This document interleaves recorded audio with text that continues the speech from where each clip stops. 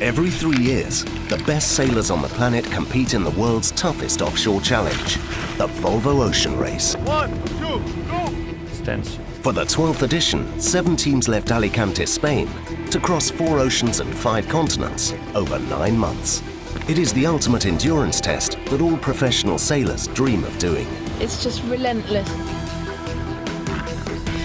With a fleet solely composed of the Volvo Ocean 65, a boat designed to take on the most grueling offshore race. Crews are pushed to the limit in a competition that has never been closer.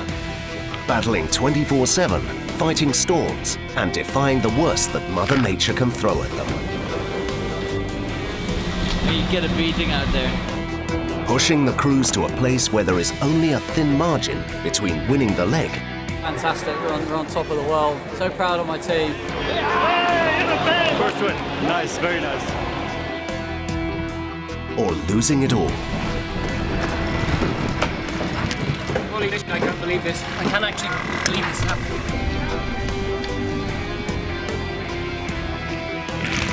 This is their story.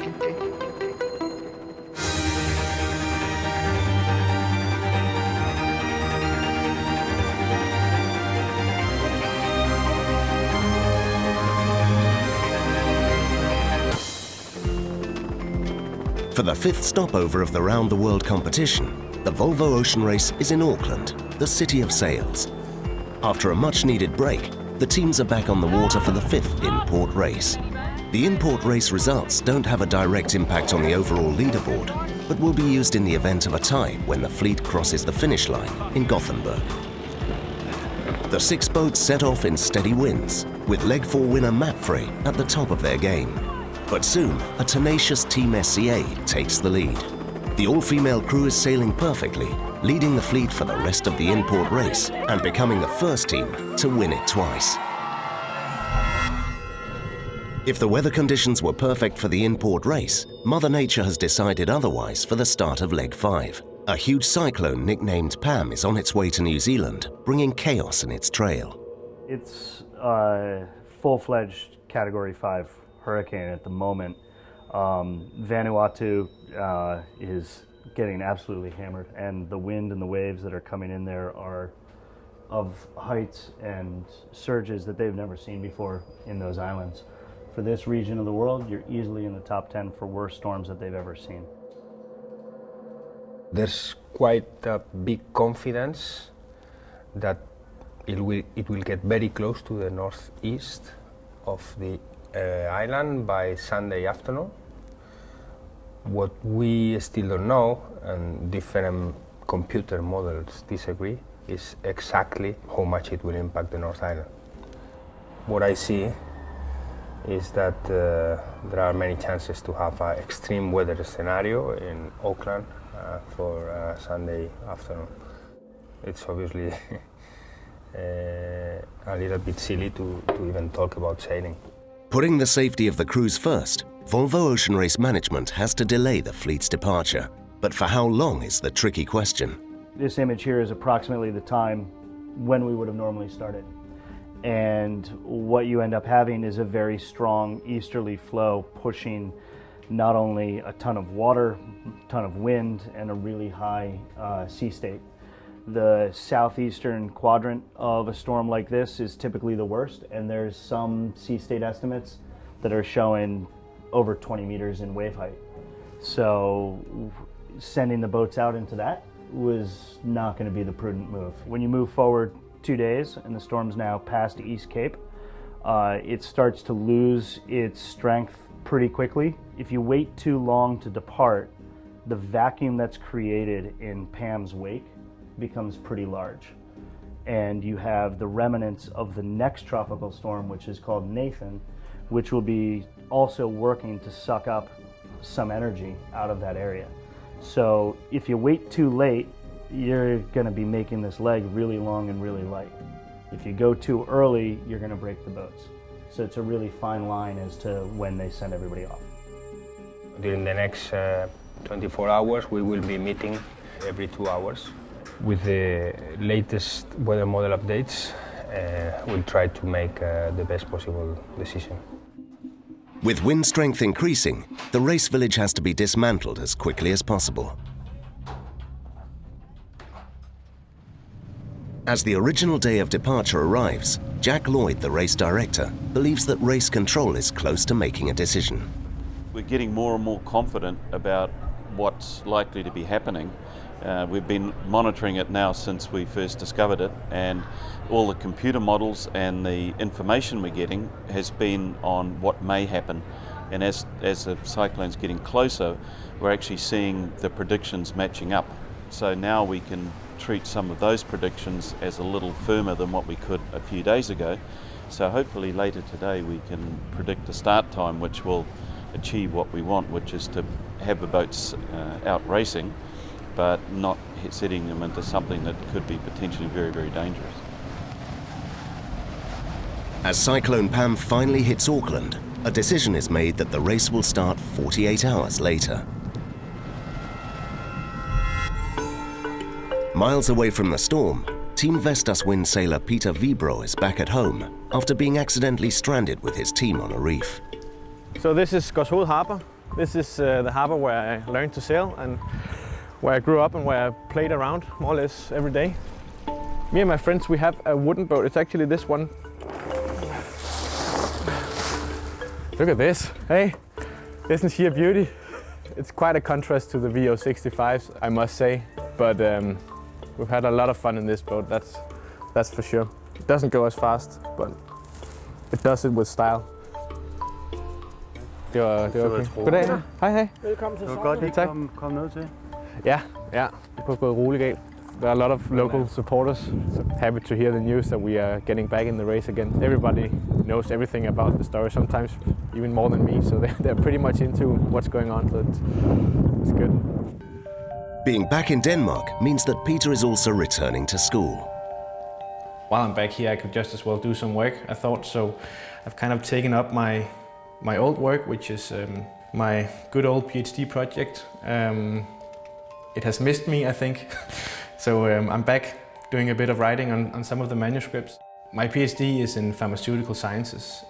We are developing nanoparticles to improve the efficacy of existing drug compounds. So we are encapsulating drugs in these nanoparticles and try to improve the properties of the drugs, basically.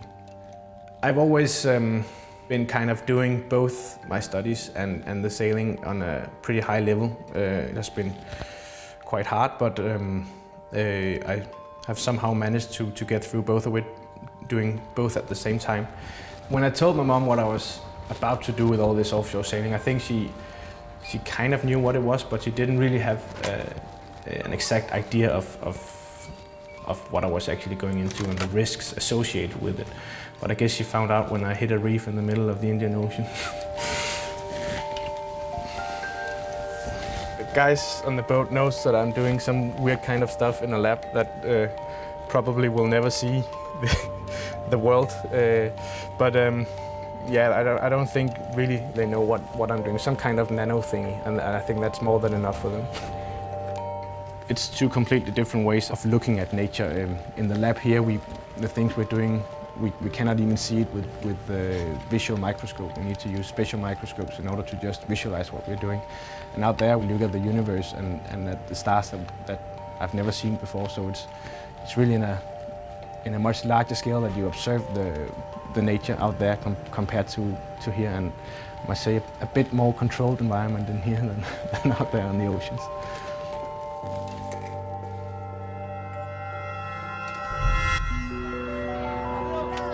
Finally, race control has given the go-ahead, and the teams gather in Auckland Harbour for the start of Leg 5. For Sophie, Maria, and all the other sailors, it's time to say their goodbyes.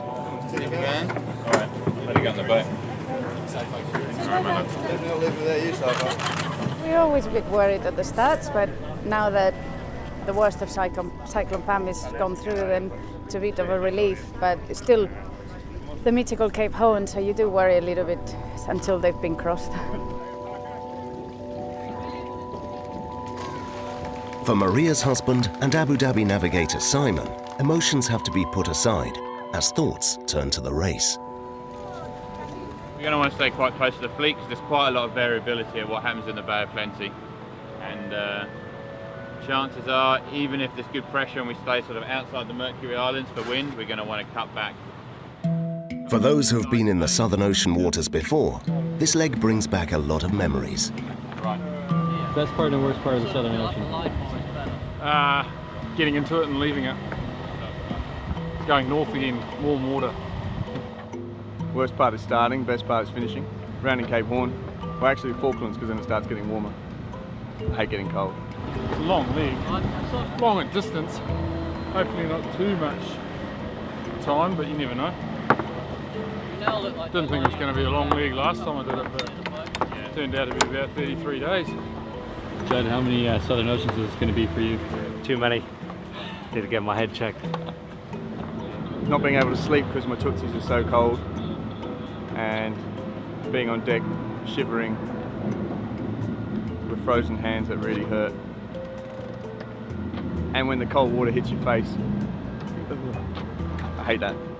Are you looking forward to your return to the Southern Ocean? Not really. Anybody says they are is lying. It is the best sailing in the world. It's been long enough since the last time that the bad memories have faded away, leaving just the good ones. So I'm sure I'll be reminded of some of the bad times as well on this leg, but looking forward to the good times. And for the ones who have never been there before, it's a mixture of emotions. I think it's easy to get deceived by the conditions we have now at the start. You know, we got 6 knots of wind, but I'm excited. You know, it's something we've been looking forward to for a really long time. I'd be lying if I said I wasn't a little nervous. Pretty big task we got ahead of us and something we've never done before. But it'll definitely be a lifelong memory, and I'm looking forward to experiencing it.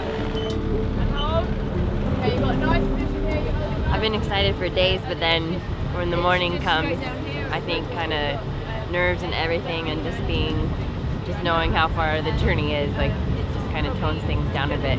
You know, I'm really looking forward to just having the experience of doing the Southern Ocean, and, you know, it's kind of like that big scary monster in the back of your head that you really want to confront and see what it's all about, and have that experience and have that to kind of look back on for the rest of your life.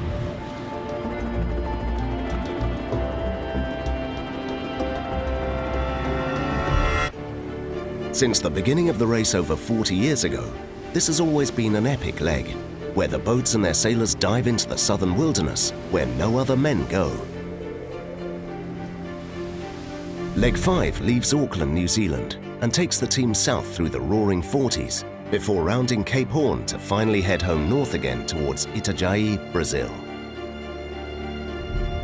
Over 12,000 kilometers in one of the most isolated places on the planet.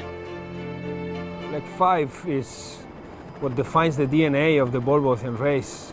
It means sailing in the most remote ocean on Earth, in the South Pacific, very close to the Southern Ocean, where the weather systems basically have no continents that can stop their movement. That makes the sea state to grow and grow and grow as the weather systems travel from east to west, and makes the conditions really hard.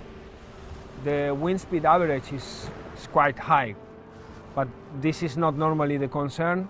What really limits your boat speed and the ability to push the boat is the wave height.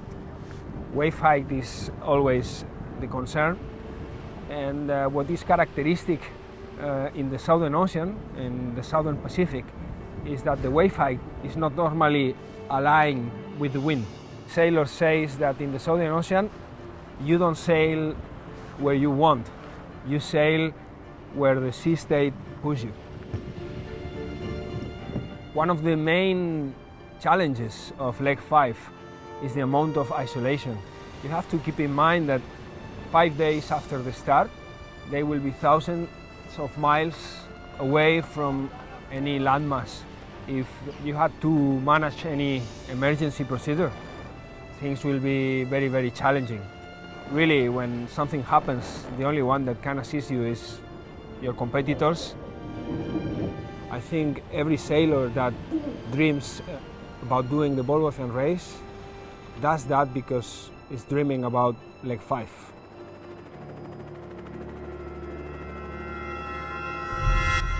Finally, after a 48-hour delay, the fleet is on its way. On board Azam, the crew is enjoying one last treat before going back to their freeze-dried packaged food. Wendy, tell me a little bit about this team's obsession with fried chicken. I can get the binoculars on Dong's phone and just... It's no obsession. Position of the sails, height we've got the bolt. It's just phenomenal. Do you think there might be an addiction problem? No, no. What is there? 11 secret herbs and spices? We've got 11 secrets too. I've spent far too many years of my life eating freeze-dried food, so the longer I can keep away, the better. Sailing along the rugged coast of New Zealand is also a treat. Very nice to sail around New Zealand. The coast is very nice. It's good to start a leg like that, and I think it's good to be on the lead because the first guy who leaves the coast will catch a big wind first. So now we just got Cape Colville behind us, and next is Eastern Cape of New Zealand, which is 150, 160 miles away, I think. And after that, it's Southern Ocean, and next time we will see land is South America and Cape Horn. After months of preparing, the teams are finally facing what they dream of. Thousands of kilometers away, Team Vestas wind sailor Peter had to change his dream. But he's not giving up on a lifelong ambition. So this is where my mom lives, pretty close to the harbor, just down there. I'm sure she has some embarrassing stories about me when I was a kid, so let's see if she has some coffee up there. Sailing is in his blood. Hi, Plysser. Hi, Maps. Hi. Hi. Hi. I remember when he was only 11 years, he had to go to Japan. You remember that? Oh yeah, that's a long time ago. But that was scary for me, sending a little boy alone with 2 other older boys to Japan. And since that you have been all over the world, so I'm used to it. I was on a vacation on a small island in Denmark, and I talked to Nikolai, and he had just talked with Nico. And so he told me about the project, and I was, of course, if I get the opportunity, I'll do it. It has always been a dream to be a part of it, and I was quite surprised to get the offer at that time, but it was kind of a no-brainer. It was a sure thing, let's do it. Getting the offer to sail the Volvo Ocean Race in the first place is a big thing. Getting the call from Nico is another big thing, and then doing it with Vestas as a sponsor, that's just a perfect combination. So it was really a big dream come true, and everything just fitted so nicely, so it couldn't have been a better setup, actually. Obviously, the first days after the incident, we were just happy that it went as it did, and we were all good and safe and back on shore again. Then, obviously, the disappointment came and the questions what to do and how to move on. We were called and was told that all the boys was well, and that was, of course, the best we could hear. And then, of course, we went together, the whole family, and we was scaring and what will happen now, and when will we see Peter, when will we hear from him? But very short after he called us, and it was fantastic to hear his voice in the phone. Then we knew that he was alive and everything was all right. When we left the boat that night, none of us really believed by then that even Coxie could get something good out of that. But now, luckily, we have a plan, and everyone have been so supportive from Vestas and Powerhouse and Volvo Ocean Race, and even our competitors have really been supportive. So because of that, we have a plan, and we can start, instead of thinking about what happened, we can actually start to look ahead and see how we can get back into the race.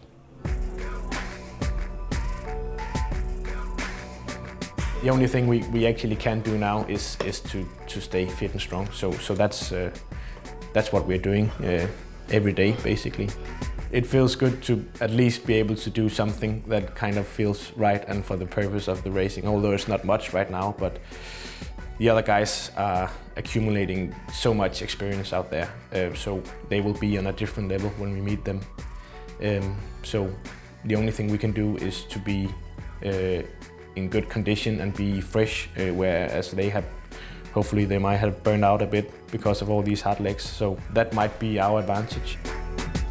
Suddenly the race has become much more than just being a personal thing to do well. I think we all feel like we are doing this for a bigger cause now. There are so many people who have invested so much and risked so much for getting us back and believed in us. So now we are sailing more for Vestas and for the race than we are sailing for our own sake in some way. Firstly, we are racing to get back into the race, and then we will do everything we can to hopefully make some good results on each of those legs that we can sail. For Peter and the rest of his team, the fight is not over, as they're expecting to rejoin the competition.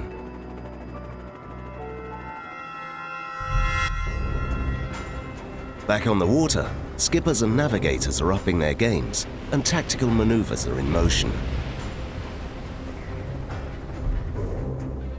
Whilst Team SCA, Abu Dhabi, Dongfeng and Mapfre decide to go south, Team Brunel and Alvi Medica initially head east before the fleet comes together again, seeking stronger winds in the wake of Cyclone Pam. Chasing ex-tropical cyclone Pam, and so we've got a pretty rugged sea state in behind it. The question is whether you can stay in front of this high and stay on starboard and continue in a nice curve down to the south, or whether the high threatens to roll you and you have to tack south.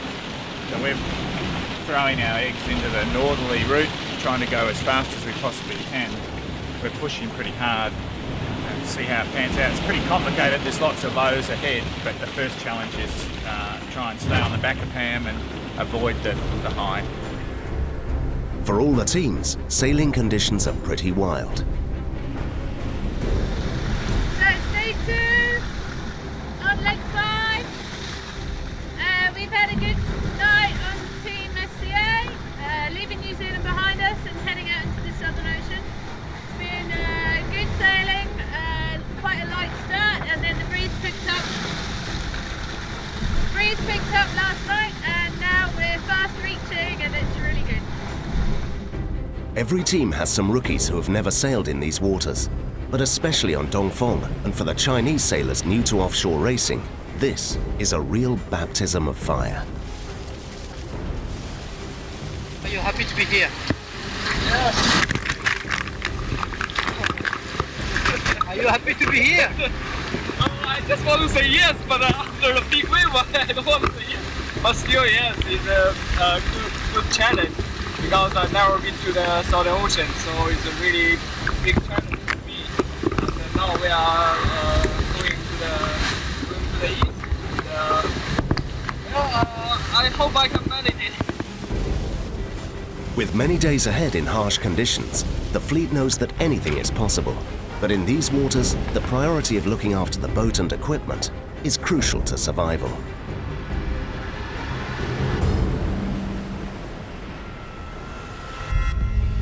Next week, Team SCA needs to fix their radar to avoid sailing blind. And life on board gets very tough as the Southern Ocean bares its teeth. That's what you call a Chinese jive, licking our wounds now.